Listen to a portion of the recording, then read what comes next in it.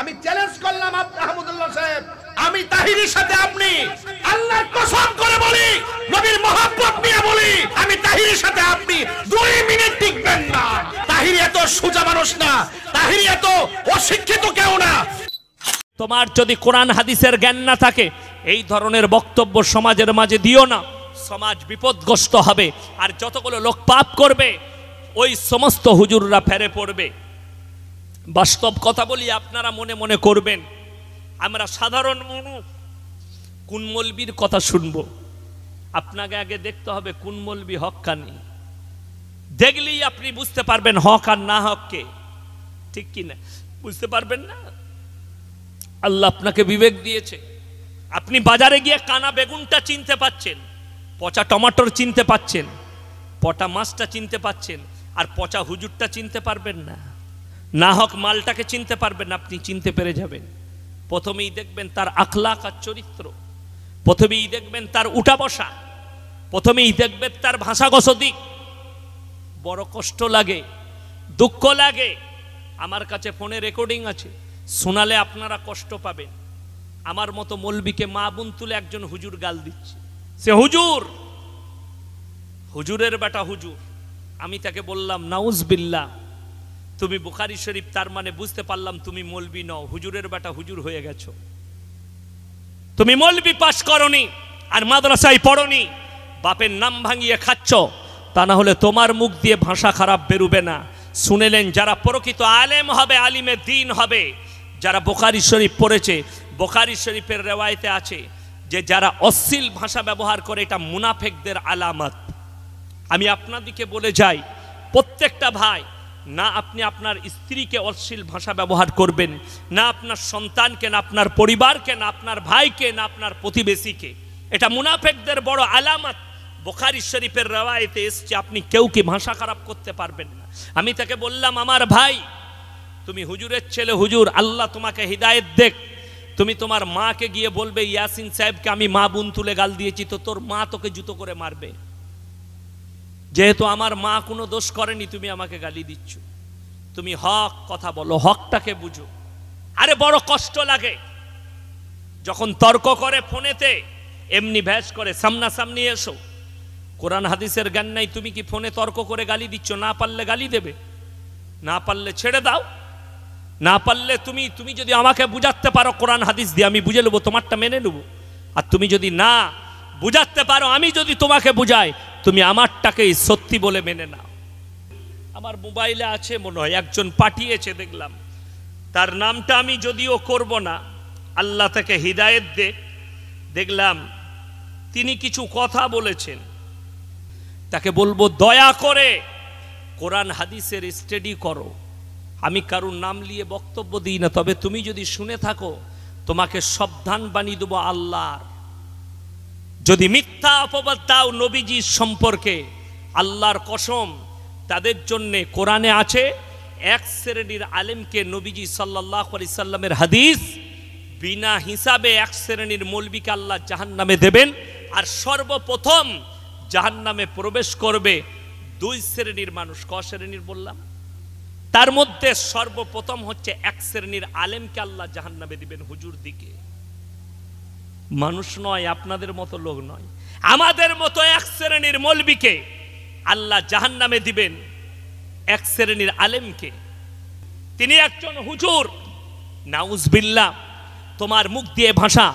আল্লাহ কোরআনে বলেছে, যদি তোমার জানা না থাকে তুমি স্টাডি করো। কুল হু আল্লাহু আহাদ, সবাই পড়ুন আমার সঙ্গে, কুল হু আল্লাহু আহাদ আল্লাহুস সামাদ লাম ইয়ালিদ ওয়া লাম ইউলাদ ওয়া লাম ইয়াকুল লাহু কুফুয়ান আহাদ। না আল্লাহকে কেউ পয়দা করেছে, না আল্লাহ কেউ কি পয়দা করেছেন, না আল্লাহর কোনো সন্তান আছে, না আল্লাহ কারুর সন্তান। আল্লাহ প্রত্যেকটা অ্যাব থেকে পাক, খানা থেকে পাক, বিবি থেকে পাক, নিদ্রা থেকে পাক, ক্লান্তি থেকে পাক, আপনার খাওয়া দাওয়া থেকে পাক, সংসার থেকে পাক, মিলামিশা থেকে পাক। আল্লাহ প্রত্যেকটা অ্যাব থেকে পাক পবিত্র আছেন। আমার ভাই খুব ভালো করে বুঝবেন। আমার মোবাইলে আছে মনে হয়, একজন পাঠিয়েছে দেখলাম, তার নামটা আমি যদিও করব না, আল্লাহ তাকে হিদায়েত দে। দেখলাম তিনি কিছু কথা বলেছেন যে এই শরীয়ত মোতাবিক জন্মদিন পালন করা, দাওয়াত করা, খাওয়ানো, দোয়া করা সুন্নাত। একজন হুজুর লিখেছেন ফেসবুকে, তাকে বলবো দয়া করে কোরআন হাদিসের স্টাডি করো। আমি কারুর নাম নিয়ে বক্তব্য দিই না, তবে তুমি যদি শুনে থাকো তোমাকে সাবধান বানিয়ে দেবো আল্লাহর। যদি মিথ্যা অপবাদ দাও নবীজির সম্পর্কে, আল্লাহর কসম তাদের জন্যে কোরআনে আছে এক শ্রেণীর আলেমকে নবীজি সাল্লাল্লাহু আলাইহি সাল্লামের হাদিস বিনা হিসাবে এক শ্রেণীর মৌলবীকে আল্লাহ জাহান্নামে দেবেন। আর সর্বপ্রথম জাহান্নামে প্রবেশ করবে দুই শ্রেণীর মানুষ। ক শ্রেণীর বললাম? তার মধ্যে সর্বপ্রথম হচ্ছে এক শ্রেণীর আলেমকে আল্লাহ জাহান্নামে দিবেন। হুজুর দিকে মানুষ নয়, আপনাদের মতো লোক নয়, আমাদের মতো এক শ্রেণীর মৌলবীকে আল্লাহ জাহান্নামে দিবেন। এক শ্রেণীর আলেমকে আল্লাহর রসুল সাল্লাল্লাহু আলাইহি সাল্লামকে পয়দা করেছেন, রসুল আল্লাহকে পয়দা করেছেন। জোর বলুন নাউজুবিল্লাহ। ফকির, আর নামটা করব না, কেউ বলেছেন তিনি একজন হুজুর। নাউজুবিল্লাহ। তোমার মুখ দিয়ে ভাষা, আল্লাহ কোরআনে বলেছে, যদি তোমার জানা না থাকে তুমি স্টাডি করো। কুল হু আল্লাহু আহাদ, সবাই পড়ুন আমার সঙ্গে, কুল হু আল্লাহু আহাদ আল্লাহুস সামাদ লাম ইয়ালিদ ওয়া লাম ইউলাদ ওয়া লাম ইয়াকুল লাহু কুফুয়ান আহাদ। না আল্লাহকে কেউ পয়দা করেছে, না আল্লাহ কেউ কি পয়দা করেছেন, না আল্লাহর কোনো সন্তান আছে, না আল্লাহ কারুর সন্তান। আল্লাহ প্রত্যেকটা অ্যাব থেকে পাক, খানা থেকে পাক, বিবি থেকে পাক, নিদ্রা থেকে পাক, ক্লান্তি থেকে পাক, আপনার খাওয়া দাওয়া থেকে পাক, সংসার থেকে পাক, মিলামিশা থেকে পাক। আল্লাহ প্রত্যেকটা অ্যাব থেকে পাক পবিত্র আছেন। আমার ভাই খুব ভালো করে বুঝবেন, তোমার যদি কোরআন হাদিসের জ্ঞান না থাকে এই ধরনের বক্তব্য সমাজের মাঝে দিও না, সমাজ বিপদগ্রস্ত হবে। আর যতগুলো লোক পাপ করবে ওই সমস্ত হুজুররা ফেরে পড়বে। বাস্তব কথা বলি, আপনারা মনে মনে করবেন আমরা সাধারণ মানুষ, কোন মৌলবীর কথা শুনবো? আপনাকে আগে দেখতে হবে কোন মৌলবী হক্কানি। দেখলেই আপনি বুঝতে পারবেন হক আর না হককে, ঠিক কি না? বুঝতে পারবেন না? আল্লাহ আপনাকে বিবেক দিয়েছে, আপনি বাজারে গিয়ে কানা বেগুনটা চিনতে পাচ্ছেন, পচা টমাটোর চিনতে পাচ্ছেন, পটা মাছটা চিনতে পাচ্ছেন, আর পচা হুজুরটা চিনতে পারবেন না। না হক মালটাকে চিনতে পারবেন না, আপনি চিনতে পেরে যাবেন। প্রথমেই দেখবেন তার আখলাক আর চরিত্র, প্রথমেই দেখবেন তার উঠা বসা, প্রথমেই দেখবেন তার ভাষাগত দিক। বড় কষ্ট লাগে, দুঃখ লাগে। আমার কাছে ফোনে রেকর্ডিং আছে, শোনালে আপনারা কষ্ট পাবেন। আমার মতো মৌলবীকে মা বোন তুলে একজন হুজুর গাল দিচ্ছে। সে হুজুর, হুজুরের বেটা হুজুর। আমি তাকে বললাম নাউজুবিল্লাহ, তুমি বুখারী শরীফ, তার মানে বুঝতে পারলাম তুমি মৌলবী নও, হুজুরের বেটা হুজুর হয়ে গেছো। তুমি মৌলবী পাস করনি আর মাদ্রাসায় পড়নি, বাপের নাম ভাঙিয়ে খাচ্ছ, তা না হলে তোমার মুখ দিয়ে ভাষা খারাপ বেরোবে না। শুনেলেন, যারা প্রকৃত আলেম হবে, আলিমে দ্বীন হবে, যারা বুখারী শরীফ পড়েছে, বুখারী শরীফের রেওয়ায়েতে আছে যে যারা অশ্লীল ভাষা ব্যবহার করে এটা মুনাফিকদের আলামত। আমি আপনাদেরকে বলে যাই, প্রত্যেকটা ভাই, না আপনি আপনার স্ত্রীকে অশ্লীল ভাষা ব্যবহার করবেন, না আপনার সন্তানকে, না আপনার পরিবারকে, না আপনার ভাইকে, না আপনার প্রতিবেশীকে। এটা মুনাফিকদের বড় আলামত। বুখারী শরীফের রিওয়ায়াতে এসেছে আপনি কেউ কি ভাষা খারাপ করতে পারবেন না। আমি তাকে বললাম, আমার ভাই, তুমি হুজুরের ছেলে, হুজুর আল্লাহ তোমাকে হিদায়েত দেখ, তুমি তোমার মাকে গিয়ে বলবে ইয়াসিন সাহেবকে আমি মা বোন তুলে গাল দিয়েছি, তো তোর মা তোকে জুতো করে মারবে। যেহেতু আমার মা কোনো দোষ করেনি, তুমি আমাকে গালি দিচ্ছ। তুমি হক কথা বলো, হকটাকে বুঝো। আরে বড় কষ্ট লাগে যখন তর্ক করে ফোনেতে, এমনি ভ্যাস করে, সামনাসামনি এসো। কোরআন হাদিসের জ্ঞান নাই, তুমি কি ফোনে তর্ক করে গালি দিচ্ছ? না পারলে গালি দেবে, না পারলে ছেড়ে দাও। না পারলে তুমি যদি আমাকে বুঝাতে পারো কোরআন হাদিস দিয়ে, আমি বুঝে নেবো, তোমারটা মেনে নেবো। আর তুমি যদি না বুঝাতে পারো, আমি যদি তোমাকে বুঝাই, তুমি আমারটাকেই সত্যি বলে মেনে নাও।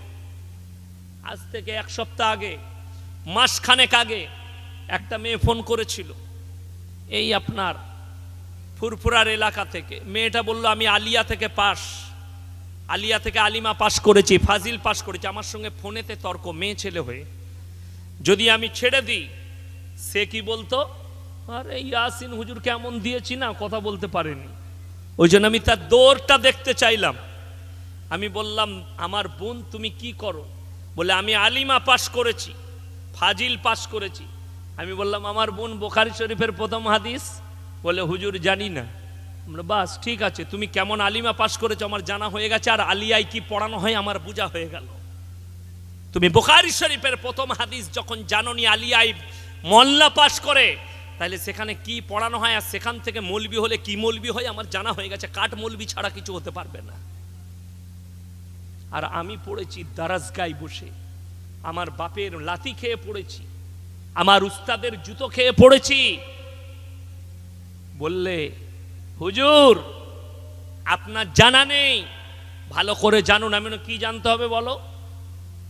হযরত আদম আলাইহিস সালাতু ওয়াস সালাম যখন আল্লাহ জান্নাত থেকে বার করে দিলেন, দুনিয়াতে পাঠালেন, তিনি তখন সিজদায় পড়ে ক্ষমা চাইতে চাইলেন, শুরু করলেন। 300 বৎসর ক্ষমা চেয়েছেন। আমি বললাম আলহামদুলিল্লাহ, ঠিক আছে, কি হয়েছে তারপরে? বলে তারপরে আল্লাহ তার দোয়াকে কবুল করেনি। আমি তাই দিয়ে কি হলো? বলে আল্লাহকে হযরত আদম বললেন, আল্লাহ আমি এতদিন কাঁদলাম, আমার দোয়া কেন কবুল হয়নি? আল্লাহ বললেন, আমার আরশে একজনের নাম লেখা আছে, তিনি হচ্ছেন মুহাম্মাদুর রাসূলুল্লাহ। সকলে বলুন সাল্লাল্লাহু আলাইহি সাল্লাম। তার ওসিলা লাউনি বলে কবুল করিনি, তুমি তার ওসিলা লাও, আমি কবুল করব। আমি বললাম, মা এই হাদিসটা কোথায় আছে, কোরআনের আয়াতটা কোথায় আছে? বলে আমার হুজুর বলেছে। আমি তোর হুজুরের বীজ মারি আমি, কনফারেন্সে লাগা। এটা কোন আয়াতে আছে, কোন হাদিসে আছে?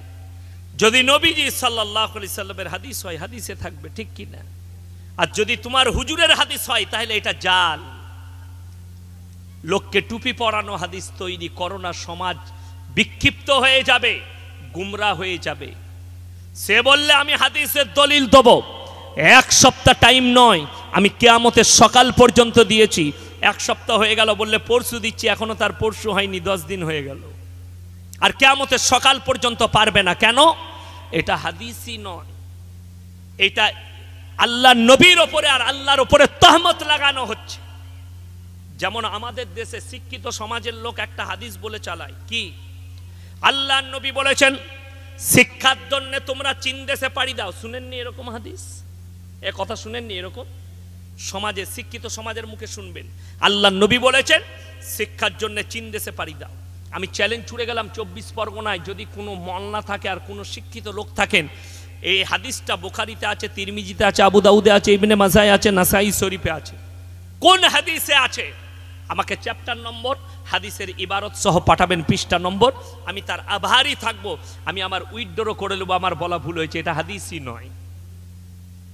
মানুষকে গুমরাহ করেছে। কেন গুমরাহ করেছে? এটা শিক্ষিত লোকদের চক্রান্ত। এই কথাটা বলে মুসলমানদের মেয়েদিকে রাস্তাঘাটে নিয়ে এসো, তারা স্কুল কলেজে আসুক, এই হাদিসটা হাদিস বলে চালিয়ে দাও কথাটাকে, যাতে রুকাওয়াট না হয়। ওই জন্য আমাদের সমাজ মনে করেছে মেয়েরা স্কুল কলেজে যাচ্ছে জায়েজ আছে, বেপর্দা ভাবে যাচ্ছে জায়েজ আছে।